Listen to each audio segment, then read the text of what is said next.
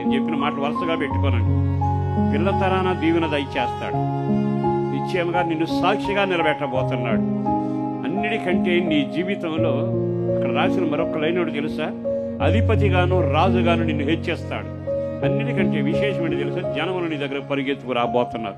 ఎందుకు అంటే దేవుడు మహిమపరిచిన కుటుంబంగా మీరుందురుగాక, దేవుడు మహిమపరిచిన సేవకులుగా ఉందురుగాక, దేవుడు మహిమపరిచిన విశ్వాసులుగా ఉందురుగాక, దేవుడు మహిమపరిచిన పరిచారకులుగా ఉందురుగాక, దేవుడు మహిమపరిచిన వ్యాపారస్తులుగా ఉందురుగాక. నా యేసును బట్టి బ్రతిమలాడుతున్నా. మరలా చెప్పను, దేవుడు మహిమపరిచే చాలుడు ఒక వ్యక్తిని. ఆ కార్యం జరగడానికి ఎంతో టైం పట్టదు. అందుకని ఈ నెల ప్రారంభంలోనే, అంటే సంవత్సర ప్రారంభంలోనే అంటాడు, ఆ దావీదుకు చూపిన అదే శాస్త్ర కృప నీకు చూపబోతున్నాను. బైబిల్లో రాయబడింది కదా.